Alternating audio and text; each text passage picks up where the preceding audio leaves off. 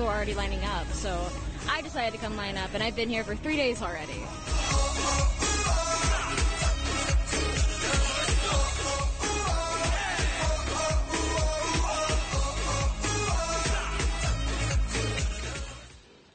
자, 사사건건 플러스 최진봉 교수, 백상문 변호사 자리했습니다. 어서 오십시오. 네, 안녕하세요.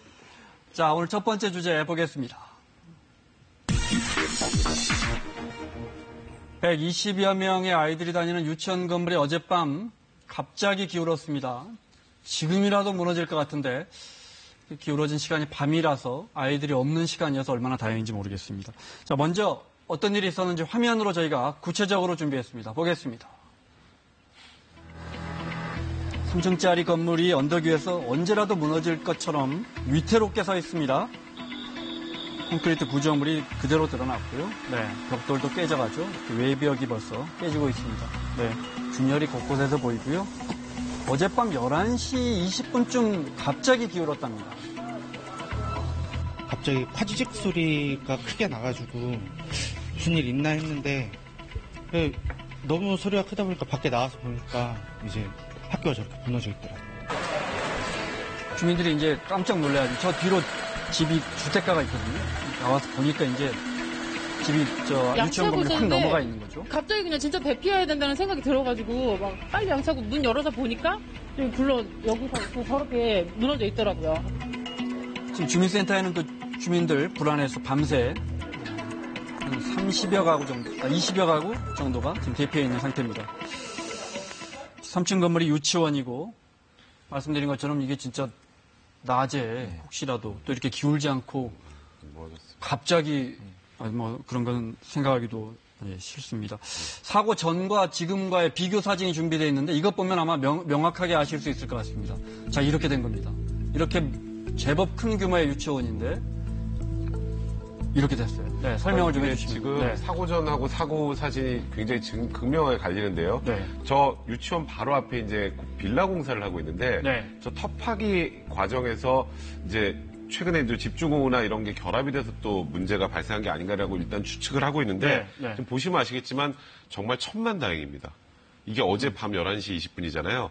저 상황에서 유치원 아이들은 또 대응도 훨씬 느릴 수밖에 없죠. 늦을 수밖에 없잖아요. 유치원 아이들이 있는 상황에서 저런 일이 생겼다면 이거는 정말 상상할 수도 없는 끔찍한 일이 발생할 뻔했는데 사실 이번에도 역시 인재라는 얘기가 나오고 있는 상황이어서 원인은 정확하게 이제 앞으로도 분석을 해야겠습니다만 현재 여기에 다니고 있는 원생 120명은 지금 당연히 다닐 수 없는 상황이 됐고요. 그리고 보시면 바로 인근에 주택가들이 붙어 있어요. 그래서 지금 최근 인근 주민들 20세대에 한 40여 명도 현재 대피해 있는 상황입니다. 네. 저 유치원 아이들 보내는 부모님들 입장에서 정말 어이없는 상황입니다. 당연히 문을 어떻게 된 상황입니까? 지금 유치원은요? 유치원은 문을 닫았습니다. 당연히 문을 닫았고요. 그 주변에 이제 초등학교가 하나 있고 그 주변에 있는 초등학교들은 정상 등교를 하고 있는 상황이고요. 그러나 이제 부모님들 입장에 상당히 좀 불안한 심정이 있을 수밖에 없겠죠. 그래도 주변에 있는 주택들에서 다 대피를 할 정도였으니까. 그러니까 저 무너짐이 그냥 저걸로 끝날 길 바라고 또 앞으로도 저 공사를 통해서 다시 이걸 바로 잡아야 되겠지만 주변에 있는 분들 같은 경우도 상당히 불안감을 지금 떨치지 못하고 있는 상황입니다. 네. 방금 드론이 하늘에서 촬영한 그림이 있는 것 같은데 보면서 좀 보겠습니다. 네. 지금 보시면 유치원 저 뒤쪽이 또 이제 초등학교가 있고요. 저희가 상도 초등학교입니다. 그리고 인근에 지금 말씀드렸던 것처럼 주택가가 이렇게 다 붙어 있어서 지금 현재 지금 그 인근에 있는 주민들은 대피한 상황이고요. 이제 가장 이제 오른쪽으로가 초등학교 운동장이고, 그렇죠. 그리고 나서 초등학교 건물이 있어서 그나마 초등학교는 좀 그렇습니다. 안전한 보시면 아시겠지만 유치원 밑이 거의 급격하게 깎여 있잖아요. 깎여 있는데 이제 저곳이 이제 공사 현장이었던 거고 이제 가장 큰 문제는 지금 저 상태로 둬도 괜찮을까? 이제 저게 이제 붕괴되면서 또 주변에 위험을 끼칠 수가 있기 때문에 저렇게 지금 주택가랑 붙어 있습니다. 그렇습니다. 그래서 저 뒤에 주택가 분들은 어젯밤에 결국 불안해서 대피를 했죠. 대피를 한 대피를 상황인데 했습니다. 지금 유치원이 이렇게 반으로 거의 쪼개지는 것 같은 그런 정도 상황으로 급격하게 내려앉았기 때문에 저게 또 만약에 급격히 붕괴가 되면 주변에 또 위험을 미칠 수 있어서 저 부분에 대한 지금 안전 전달을 실시하고 위험하다고 판단이 되는 이제 동쪽 부분 정도는 지금 일단 우선적으로 철거를 한다 이런 얘기까지 나와 있는 상황입니다. 네, 당연히 철거를 해야 할 걸로 보입니다. 육안으로 그렇죠. 봐도. 근데 네. 이제 문제는 전문가들은 지금 백 변호사 얘기했듯이 철거하는 게 맞다. 그러니까 네. 저 건물 자체를 완전히 철거하는 게 맞다. 네. 이렇게 좀 진단을 내리고 있는데 동작구청은 뭐라고 얘기하냐면 위험한 부분만 철거를 하고 재사용이 가능한 부분은 사용할 수 있도록 하겠다라고 발표를 했어요. 그러다 네. 보니까 이 부분도 사실은 전문가들은 상당히 위험한 상태이기 때문에 전체를 다 철거하고 새로 건물을 짓는 게 필요하다라고 주장을 하고 있고 네. 동작구청 쪽에서는 일부를 재활용하는 방법, 즉 가능한 사용이 가능하다고 판단이 내려지면 그 부분은 사용할 수 있도록 하는 방안을 검토 중인 것으로 알려지고 있어서 이 부분도 논란이 될 가능성이 있다고 보여집니다. 네. 원인을 좀 구체적으로 살펴보겠습니다. 네. 역시나 터파기 공사와 흙막이 공사죠. 네. 그러니까 저번에 가산동 아파트 그러니까요. 앞쪽에 이제 빌라 공사를 하면서 그 앞에 도로가 내려앉았던 거 우리가 여기서 그날 저희도 방송을 같이 했던 걸로 기억이 하는데 지금 말씀하셨던 것처럼 유치원 바로 앞에 그 빌라를 짓고 있는데 네. 거기 흙막지 공사를 하고 있는데 이제 흙이 물론 내린 거죠. 네. 말씀하셨던 건 저게 애시당초 기초 공사를 잘못해서 그렇게 된 건지 아니면 최근에 왔던 집중호우를 때문에 이렇게 된 것인지 이제 그 네. 원인을 하나하나 이제 분석을 해야 나중에 지금 저 건물 철거라면 저 건물 소유자는 어떻게 해야 돼요? 당연히 이 손해에 대해서 누군가에게 배상을 청구해야 될 거 아니겠습니까? 네, 진짜 그야말로 멀쩡한 건물이 저렇게 그러니까 됐는데. 멀쩡한 건물이 지금 거의 지금 다 철거를 해야 되네 말아야 되네 이런 상황까지 나왔기 때문에 그 부분에 대해서 이제 정확하게 진단을 해야 될 텐데 이제 문제는 저걸 철거를 지금 바로 못 합니다. 왜 바로 못 하냐면요. 진짜 철거하다 또 위험에 빠질 수 있기 때문에 네. 저 유실된 흙을 메꿔야 되는데 저 유실된 흙이 2만 톤 정도가 된다 해도 2만 톤 하면 이렇게 잘 와닿지 않잖아요. 대략 덤프트럭으로 1000대 분량입니다. 그래서 지금 덤프트럭 1000대 분량이면 저기다 흙을 다시 메꾸는 작업을 하는 것도 최대 한 열흘 정도까지 걸린다고 하기 때문에 네. 그 이후에 하나 이제 철거도 가능할 거라는 얘기가 나오는데 그 사이에 이제 혹시라도 저기 급격히 붕괴될 위험이 있는지 일단 전문가들은 급격한 붕괴는 없을 것이다라고 하는데 주민들은 불안할 수밖에 없는 상황입니다. 기본적으로 가산동도 그렇고요. 큰 건물 지으려면 터파기를 밑으로 파 내려가야 그렇죠. 되고요. 파 내려가면 옆에 건물이 있으면 이제 무너지지 않게 흙바지를 네, 그렇죠. 보강하는데 누가 봐도 너무 깊이 들어갔거나 예. 보강을 제대로 못했거나 이 문제인 것 같습니다. 그렇습니다. 그런데 주민들이 보니까 위험하다라는 거 아니에요. 그렇습니다. 그래서 전문가 불러서 몇 달 전에 했어요. 확인해봤다는 거 아니에요. 그렇죠. 3월에 했었죠. 그때 위험하다고 이야기 나왔다는 거예요. 그러니까요. 네. 그 서울시립대 이수건 교수가 가서 확인을 했어요. 그러니까 위험하다는 판단이 내려져서 사람들이 볼 때도 위험하니까 전문가를 불러서 검토를 해봤는데 위험하다. 더 이상 파는 것은 위험하다고 판단을 했음에도 불구하고 그렇게 결정이 내려졌는데 문제는 공사를 하는 그 시공사가 이걸 무시하고 공사를 계속했다는 겁니다. 네. 그러니까 전문가의 위험성의 어떤 경고도 무시하고 본인의 사적 이익을 위해서 계속 공사를 했다. 그래서 결국 저런 문제가 발생한 거 아니겠습니까? 그런 부분이라고 하면 이 그 공사 담당자나 아니면 시공사도 일정 부분 책임을 면기 어려울 것이다. 이런 네. 생각이 듭니다. 자, 그 당사자인 이수공 교수의 이야기 직접 들어보겠습니다. 5개월 전에 그 상도 유치원에서 자기네가 위험하다고 군열 아마 위험하다 그래가지고 네네. 제가 저한테 의뢰를 해가지고 제가 가서 봤었습니다. 예. 근데 굴착하는 게 한 그때는 50% 정도 돼 있고 지금은 한 80% 정도 진행한 것 같습니다. 굴착 네네네. 공사가. 근데 그때는 바로 밑에까지는 굴착하지 않았는데 이 지질 밑에 굴착하는 거 보니까 그 지역이 위험한 편마음인데 가산동하고 똑같습니다. 이틀 네네. 전에 딱 무너진 거 보니까 편마음에는 그 단층이 있거든요. 단층이 무너지게 위험하게 돼 있어요. 예. 그렇죠. 그 주민들이 위험하다고 하고 예. 전문가가 너무 깊이 팠다고 하고 예. 또 집안도 위험하다고 하고 예. 근데 왜 조치가 안 되는 겁니까? 그러니까 저는 그래서 두 가지 문제라고 봐요. 첫째는 시공사도 문제죠. 공사를 한 당사자도 문제지만 그런 결정이 내렸으면 구청이 어쨌든 공사에 대한 허가권도 있고 그다음에 감수권도 있지 않습니까? 그렇다면 네. 구청이 적극적으로 나서서 공사를 중단시켰어야 돼요. 그런데 그런 조치가 없었다는 거죠.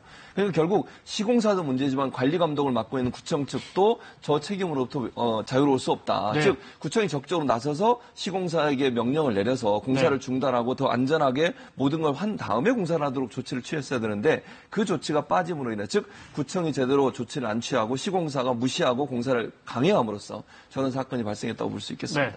제가 아까 방송 뉴스 보니까 어떤 아버님께서 아이 데려다 주면서 늘 불안해서 혹시 오늘은 이렇게 금간대 없나 자기 매일 체크했다는 거예요. 지난 몇 달 동안.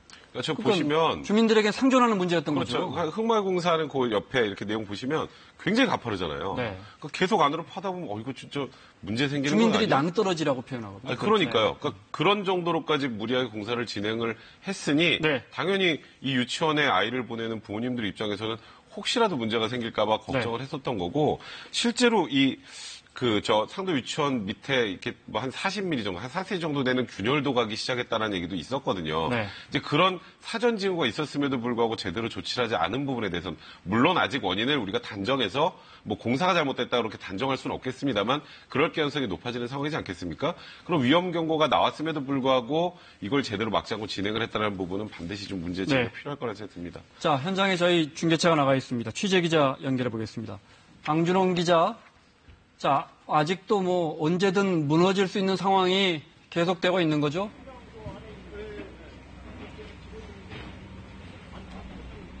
네, 그렇습니다. 사고가 난 지 17시간이 지났지만 여전히 많은 주민들이 불안에 떨고 있습니다. 사고 현장은 보시다시피 여전히 폴리스라인으로 출입을 통제하고 있는데요. 기울어진 유치원은 금방이라도 옆으로 쓰러질 듯 위태로운 모습입니다. 건물의 기둥이 부러졌고 곳곳에 금이가 있습니다. 또 유치원에 깨진 유리창도 아직까지 곳곳에 나뒹굴고 있습니다. 아직도 많은 주민이 현장에 나와 붕괴된 유치원을 보며 마음을 졸이고 있습니다. 유치원 옆에 붙어 있는 상도초등학교 학생들은 오늘 정상 등교했는데요. 학생들은 이미 모두 하교를 한 상태입니다. 상당수 학부모들은 붕괴 위기에 유치원과 학교가 떨어져 있어 안전하다고는 하지만 여전히 불안감을 떨치지 못하고 있습니다. 박원순 시장과 손학규 대표, 조희영 교육감 그리고 나경원 의원도 현장을 방문해 사고 현장을 살펴봤습니다. 추가 붕괴를 막기 위한 흙다지기 공사도 오후 2시부터 시작됐는데요. 해당 구청은 대략 5,000톤가량의 흙을 쌓아 올려 추가 붕괴를 막을 것이라고 밝혔습니다. 또 유치원 건물의 손상된 부분만 철거하고 나머지 부분은 보수해서 활용할 것이라고 밝혔는데요. 안전을 우려한 학부모들의 반발도 예상됩니다. 어젯밤 인근 숙박업소로 대피했던 주민 50여 명은 오늘 아침에 모두 귀가한 상태입니다. 서울 동작구 사고 현장에서 KBS 뉴스 방준원입니다. 네, 상도동 현장에서 방준원 기자였습니다. 하나만 더 여쭤보고요. 저 가산동 그 아파트 단지는 제가 듣기로는 안전하니까 주민들 들어가세요. 네. 뭐 이렇게 구청에서 조치를 취했다면서요. 네. 그 당시에 긴급 안전진단이라는 걸 해서 네. 일단은 추가적인 위험은 없으니까 귀가하셔도 좋습니다. 네. 라고 했는데 주민들은 귀가를 거의 하지 않은 걸로 알려져 있습니다. 지금 화면은 그 가산동 맞습니다. 네. 그렇군요. 가산동. 네, 그렇죠. 네, 오른쪽이 그 아파트입니다. 영상인데요. 네. 네. 근데 왜냐하면 주민들 입장에서는 이 지금 긴급 안전진단이 아니라 정밀 안전진단이 10월 30일 정도에 나온다고 하거든요. 네. 그 전까지 10월 30일요? 네, 10월 31일 지금 예정이 되어 있는 상황입니다. 그럼 그 전에 긴급하게 간단하게 본 안전진단 정도만 가지고 우리의 생명, 이걸 안전을 담보할 수 있을까에 대한 불안을 느낄 수밖에 없는 거거든요. 그래서 그 전까지는 이제 그 앞에 시공하던 대우건설에서 이제 나가서 이제 호텔이나 모텔 같은 데 있는 그 주민들의 그 숙박을 해결해 줬었는데 네. 앞으로 계속 그걸 진행할 수 있을지 일단은 지금 금천구청에서 임시보호소는 오늘까지만 운영한다고 하거든요. 네. 앞으로는 그럼 이 불안에 떠는 주민들에 대해서 어떤 대책을 내놓을지 그에 대해서는 아직 특별한 얘기가 나오고 있지 않은 상황입니다. 알겠습니다. 구청에서 들어가려고 한다고 해도 사실 친척이나 누가 있으면 그렇죠. 우리라도 불안해서 당분간은 들어가지 마 이러지 그러니까 지금 말씀하시면 정밀 안전진단이 나와야 되는 거 아니에요? 네. 임시 안전진단 이거 가지고 어떻게 안전하다고 장담을 할 수 있겠습니까? 그러니까 들어가는 주민들 입장에서 상당히 불안할 수밖에 없기 때문에 제가 볼 때는 정밀 안전진단이 나오기 전까지는 임시 보호를 할 수 있고 또 임시 거처를 할 수 있는 곳을 제공해 줘야 한다고 생각합니다. 네, 자 다음 주제 보겠습니다. 백성문 변호사, 최진봉 교수와 함께하고 있습니다. 자, 오늘 사사건건 플러스 두 번째 주제 보겠습니다.